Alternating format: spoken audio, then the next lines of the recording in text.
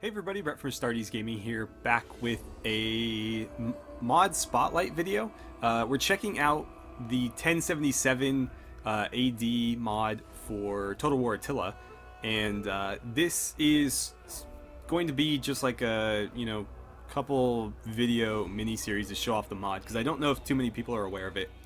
But if you guys are interested and want me to do more, I of course will, so let me know in the comments. But essentially what this mod is a sub-mod for the Medieval Kingdoms Total War mod, which looks to be fantastic. You can actually download that mod right now, as well as this mod.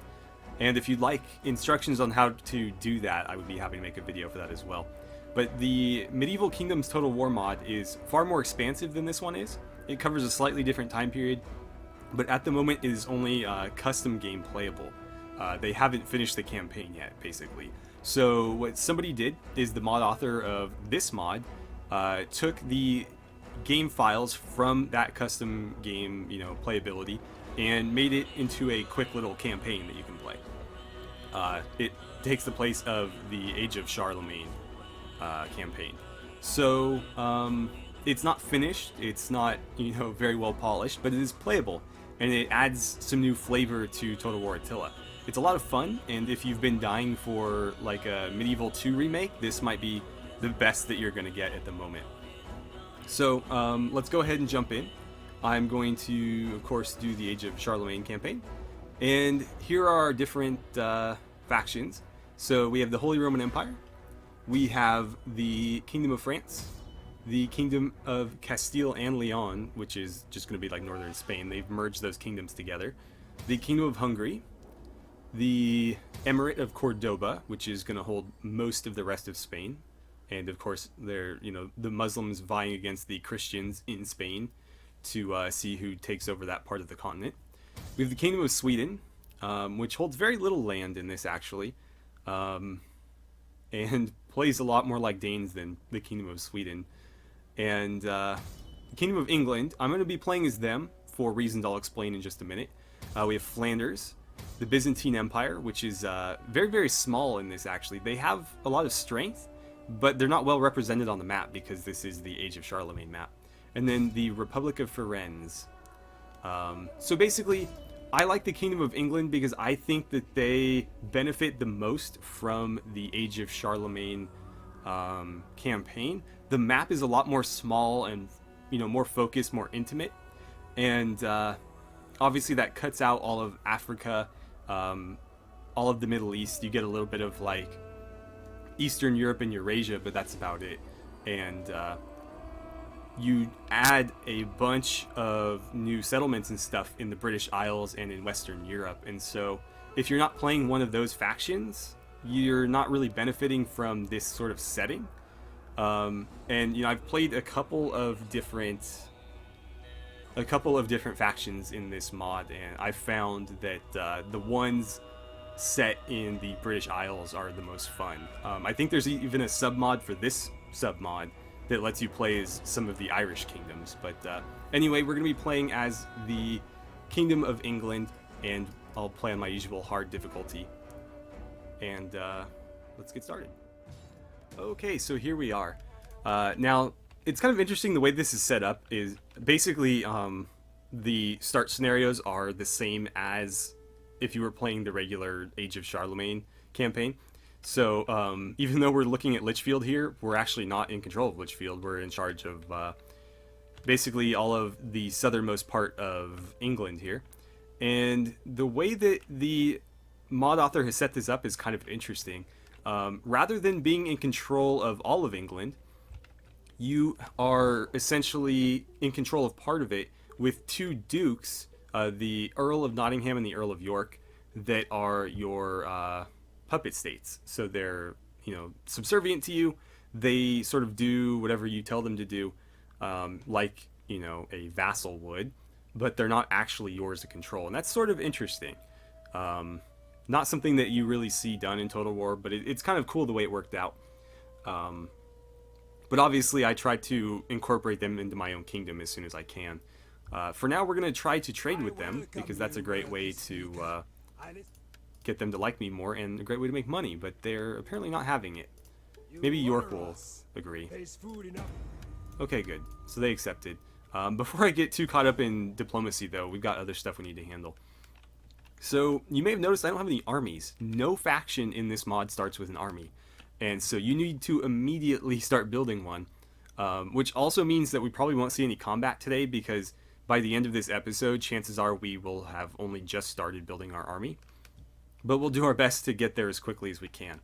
But what I like to do is I like to just rush like a full stack and then try to beat out an AI faction that wasn't quick enough to build theirs.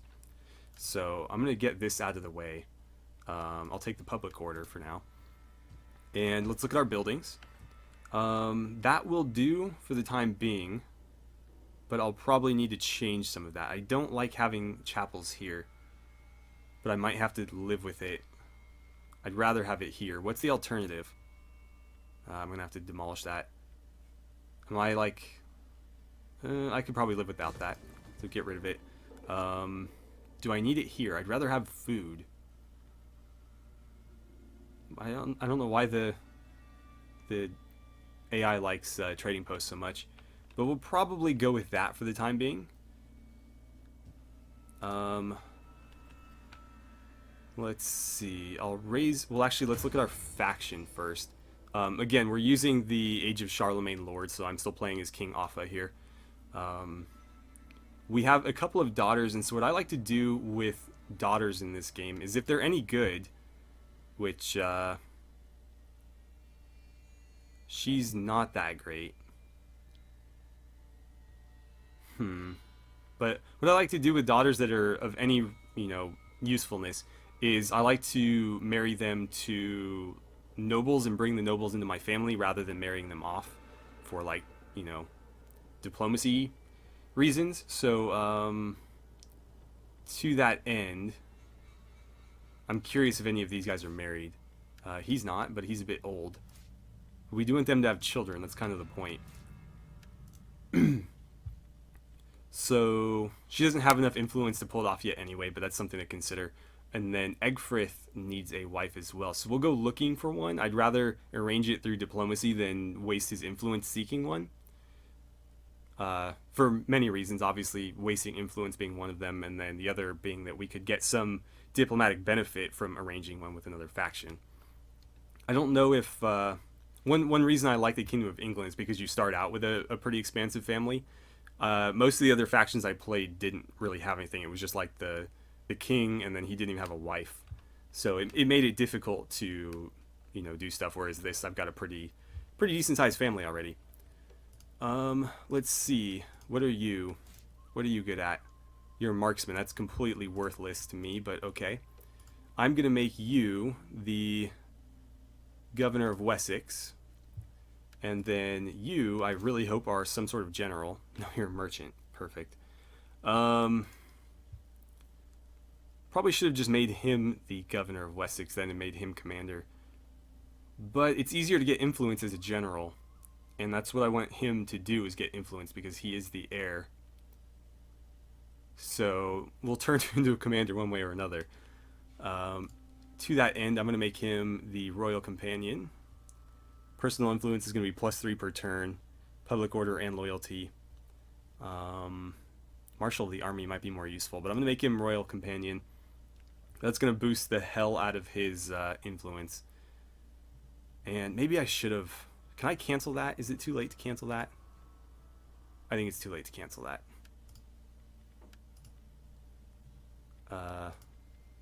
Yeah. So I've got to wait a turn for that. I can basically just make an army around somebody else and then give him the army. I'm going to make you governor of Wessex, because you'll actually be pretty decent at it. And let's see, I've got 2 more governorships, so who do I give them to? You are an attacker, not going to be of any particular use. You are a marksman. And you are an entrepreneur. That will be useful. Basically, I've got 2 provinces in northern France. You can see them right here in yellow. We hold 1 settlement in each province, and they're completely useless. I usually don't even bother building them up. The garrisons are too big for any rebels to overcome them, so I sort of just leave them to their own devices. But yeah, I don't find them that useful. So what I am going to do is I'm going to use them to sort of level up my potential governors. So whenever I get another province, I can move him over there. But for now, he's going to be governor over that. You're a fearless warrior, powermonger, master planner. That could be useful. How much is that going to cost me? Maybe nothing. Okay. What's powermonger? I don't really want these guys to be gaining influence. I just want them to be competent governors. So let's put you in that spot. And then these two are commanders. Marksman is not very good, but I'll have to make do.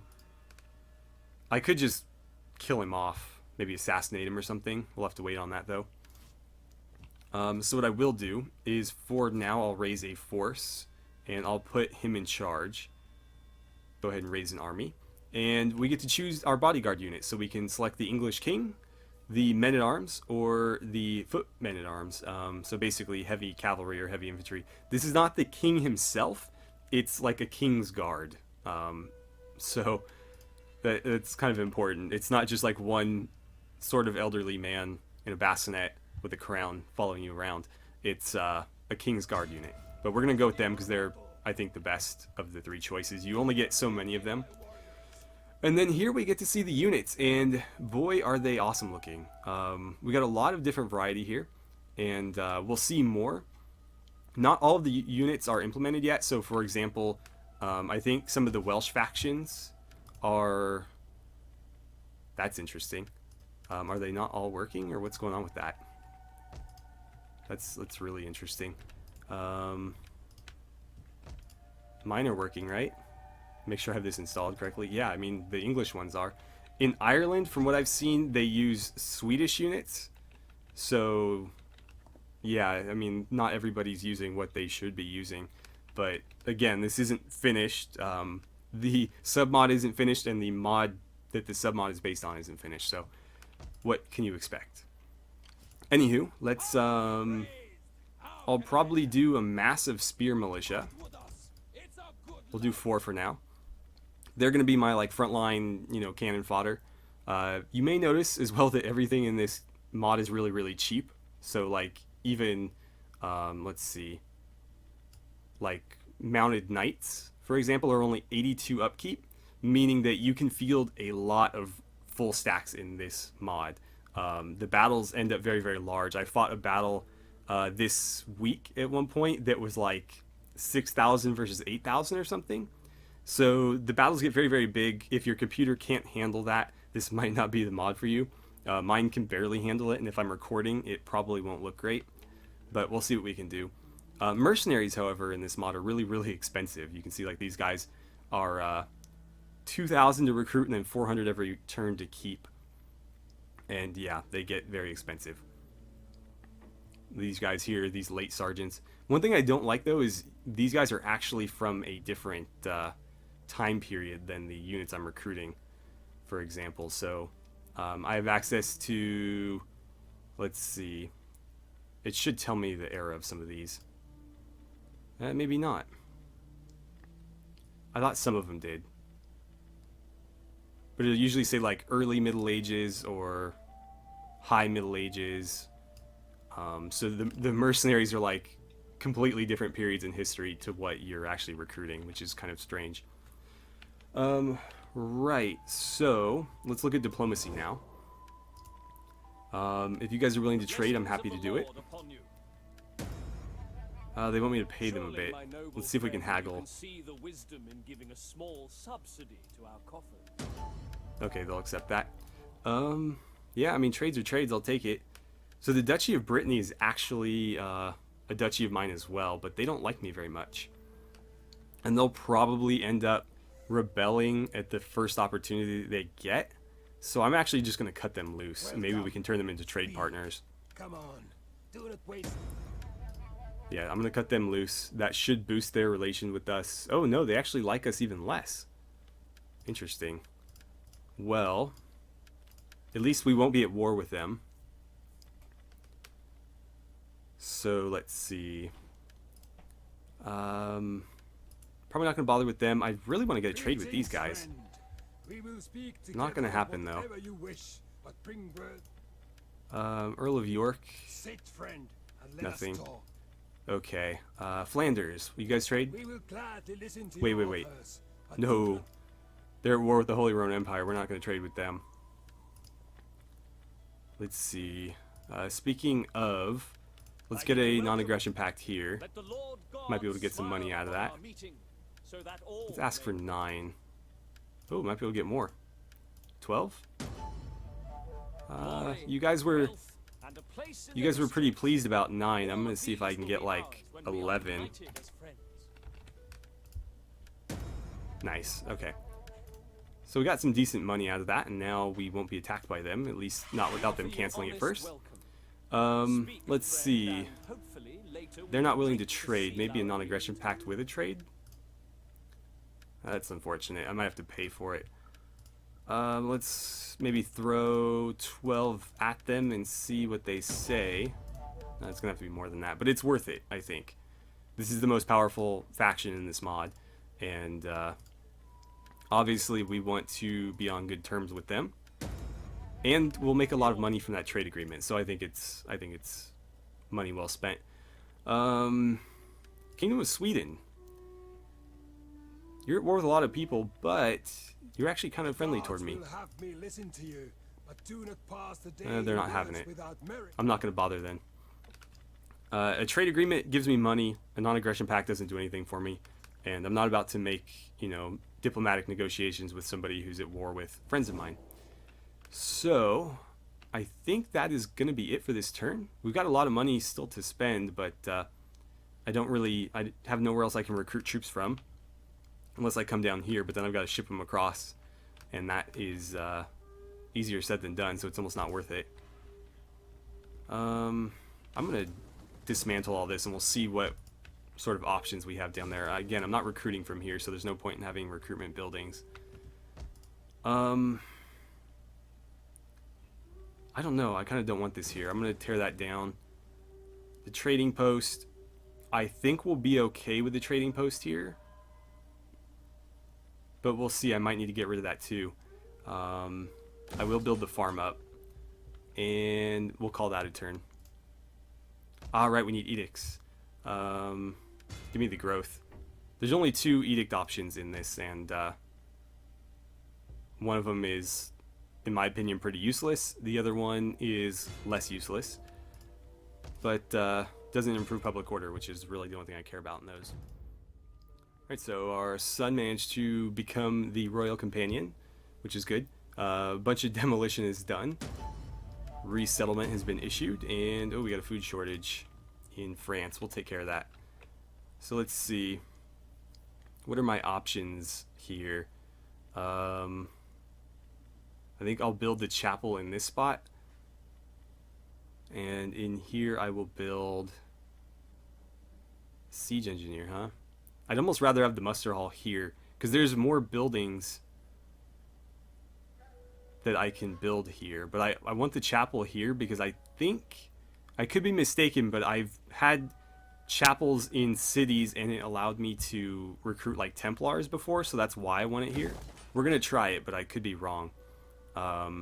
If it's not this, then I think it is that you need the church as your main building, but we'll play with it. Over here, I'm gonna build my muster hall, and I'm gonna get rid of this. No, I'm not gonna do that. I'll leave it there for a turn because I need to recruit units. Let's see. Bill sergeants, huh? Give me 2 bill sergeants and 2 regular sergeants. My thoughts are here, I'm going to have 4 spear militia in the front line. On either side of them, I'll have the bill sergeants to prevent like cavalry from flanking us. And then in the middle behind the spears, I'm going to have some sergeants basically in each gap on either side, and then some unmounted knights in the middle for the middle gap. And so I'll have, you know, like heavy infantry I can send through the gaps. These guys are just to basically, you know, get in the way. But you can't see these guys, for example, have have the ability to not only shield wall, but also to do a triangle formation, so they actually do charge very effectively. The Knights are the same, just better. And then obviously we're going to run longbows because this is Kingdom of England, but I can't recruit them yet. Let's jump back into our faction. And I should probably give you guys some positions somewhere.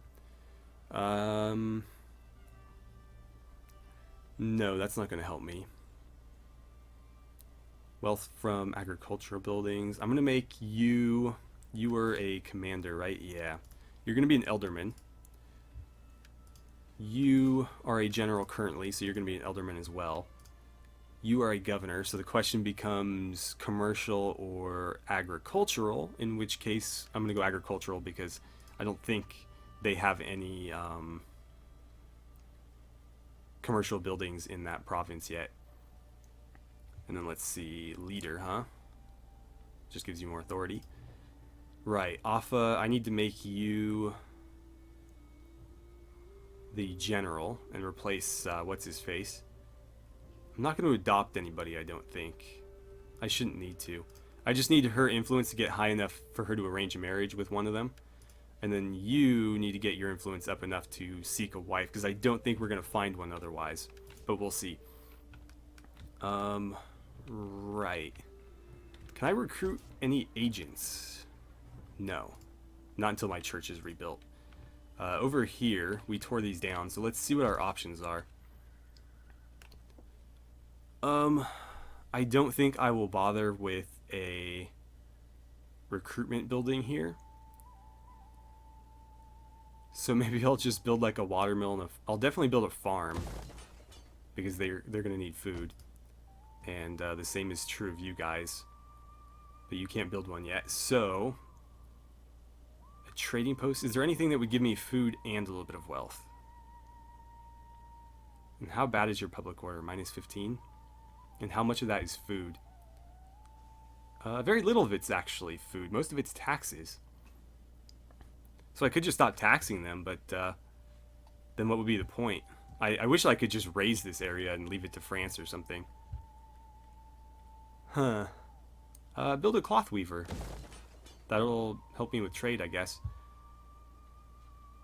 And I think that's about it. The turns in this mod go very, very quickly because the factions are all very, very small. Unless you're playing the Holy Roman Empire, and even then the faction is still fairly small because you have vassals as well. You're not controlling that whole territory. So I find myself just like building, end turn, building, end turn. Very quickly in this. I am going to upgrade to a royal court though, if my food can handle it. When this is done, I think it'll be able to offset that, so we'll try it. But this might need to go in favor of a farm. In fact, I'm going to do that now because, honestly, commerce and a little bit of growth is not going to help. We'll get more growth, or we'll get the same growth from having a farm. And probably more wealth from agriculture if we just, you know, make sure that our governor is favoring agriculture over commerce. Let's go back into diplomacy. But we are running out of time in this episode, unfortunately. I was hoping that we'd be able to at least see a little bit of combat, but I knew I shouldn't have gotten my hopes up. I am curious, though. These guys seem to, like, really not like me. Their relations are going up, but my goal is to eventually get to the point where I can cut these guys loose and then maybe ask them to, like, confederate with them, ask them to join our empire, because they are of the same blood, same people, and that is possible to do. I've pulled it off before where I actually managed to get the Duke, or excuse me, the Earl, who joined us to become one of my generals and marry one of my daughters, which was actually pretty cool. I think they're supposed to disappear, but I left him in charge of his army, and eventually he gave himself a position in my court as like a duke or an alderman or something, and I had a daughter who had enough influence to marry somebody, so I tried it and it worked. So I actually got the leader of another faction in my faction. It was really cool. So we'll try it with one of these guys, see if it's possible to pull off again. Are you willing to trade with us? No. even if we throw it with a non-aggression pact? Still no. Okay then. We need trade. That's something that's really killing us. I'm not sure why I can't trade with France. I literally have, you know, settlements bordering it. But for whatever reason, we can't. That would be a nice source of income. But if we could get other factions like elsewhere, basically there's a lot of factions down in like the Italian peninsula that are great to trade with. We just don't have the ability to trade with them yet because we don't know that they're there. So we need to discover them, basically, is what I'm saying. And so that reminds me, I should probably build... Whoops, I don't know why I thought I could click and drag that. In one of these places, I should build something that will allow me to train spies so I can send them into, you know, France and the Holy Roman Empire. But that'll have to be next time because we are out of time. So anyways, thank you guys so much for watching. I had a great time playing some Total War Attila with you and checking out this mod. I'll try to remember to put a link in the description for you. And again, if you'd like a tutorial on how to get it installed, let me know in the comments and I would be happy to make that. And then if you want to see more of this, you know, let me know. I'm planning on doing, you know, 3 to 5 videos, but if you want a full campaign, that's cool too. Just let me know. But otherwise, thanks again for watching, and I'll see you guys next time.